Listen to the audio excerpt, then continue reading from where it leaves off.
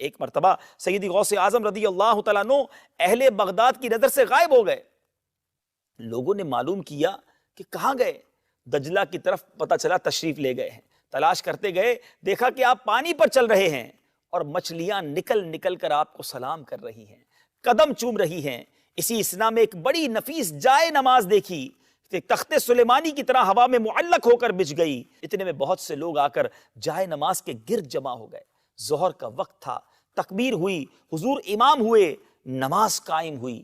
جب آپ تکبیر کہتے تو حاملان عرش اٹھانے والے فرشتے آپ کے ساتھ تکبیر کہتے.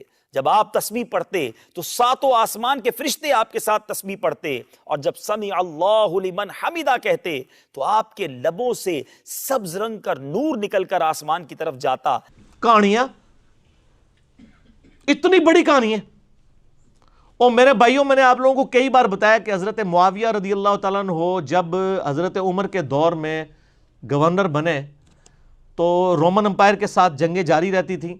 تو وہ سمندروں میں ان کی بہت بڑی یعنی آرمی موجود تھی، بڑے بڑے بحری جہاز تھے. تو حضرت معاویہ نے حضرت عمر کو خط لکھا کہ آپ مجھے اجازت دیں میں بھی ایک بحری بیڑا تیار کروں ان عیسائیوں کے ساتھ مقابلے کے لیے، ہمارے پاس بھی ریزروڈ اپنی نیوی ہونی چاہیے.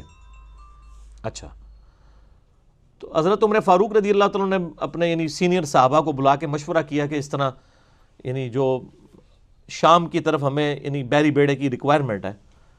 تو اس میں پھر مشورے میں چیز سامنے آئی کہ یہ اس وقت ظاہر لائف بورڈز اور جیکٹس تو نہیں ہوتی تھی. تو حضرت عمر کو یہ بتایا گیا کہ یہ ذہن میں رکھیے گا جب یہ بحری جہاز ڈوبتا ہے نا تو بندہ بچتا کوئی نہیں ہے.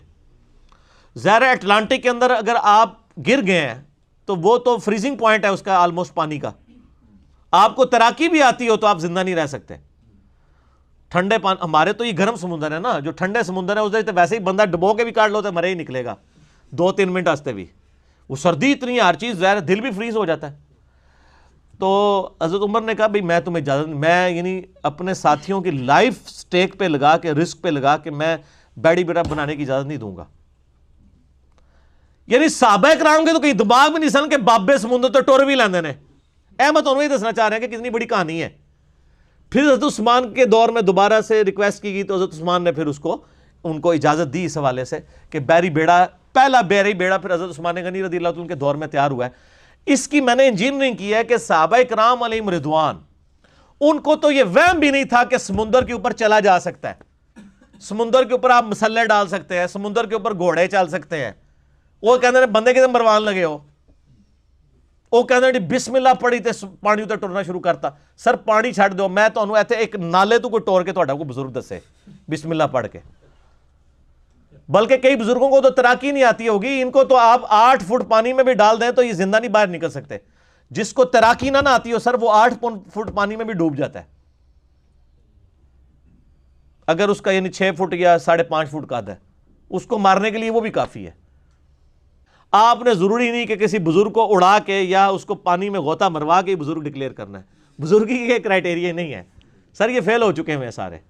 اور پھر ایسے ایسے جھوٹ لکھے ہوئے ہیں کہ جی وہ امام شافعی رحمۃ اللہ علیہ کے پاس ایک یہودی آیا، اس نے کہا جی میں مناظرہ کرنا ہے تواڈے نال. انہوں نے کہا 1 منٹ رک جاؤ نا، مسلح جناب سمندر دے کنارے، اچھا سارے نماز بھی دریاواں دے کنارے تے سمندراں دے کنارے پڑھتے ہیں. ایویں جھوٹ ماریا امام شافعی اتنے. امام شافعی بھی زندہ ہوندے تے روندے انہاں نوں کہ کی اللہ بندو کہانیاں کرا رہے ہو میرے بارے. تو امام شافعی رحمۃ اللہ علیہ، اور لکھا ہوا جی اس ٹائم ان کی عمر 15 سال تھی. 15 سال عمر تھی تو انہوں نے یعنی مسلح جو ہے وہ جا کے سمندر کے اوپر جو ڈالا اور نماز پڑھنی شروع کر دی. اور پھر انہوں نے کہا ایتھے آ کے میرے نال مناظرہ کر. انہوں نے اتھے جناب کلمہ پڑھا، مسلمان ہو گیا. سبحان اللہ. یہ آپ کے ملک کے اندر ہی کہانی ہے، اور میں اللہ کا شکر ادا کرتا ہوں کہ آپ کے علماء کو انگریزی نہیں آتی اور گوروں کو اردو نہیں آتی. ورنہ جو تسی دسو گے نا شاہ شمس تبریز نے کیا تو بھی شمس تے میں بھی شمس، ٹھیک ہے جی. وہ بوٹی بھون لی سی انہوں نے. اچھا وہ جب بوٹی بھون رہے تھے تو جو ملتان کے جو باقی لوگ تھے وہ نہیں بھونے گئے، صرف بوٹی بھونی گئی ہے. انجینئرنگ ہے. چھچڑا بھی بھونیا گیا. شاہ صاحب خود بھی کچھ، چلو شاہ صاحب نو تو کہہ کہ بزرگ نے بچ گئے تھے، باقی سارے بزرگ سن.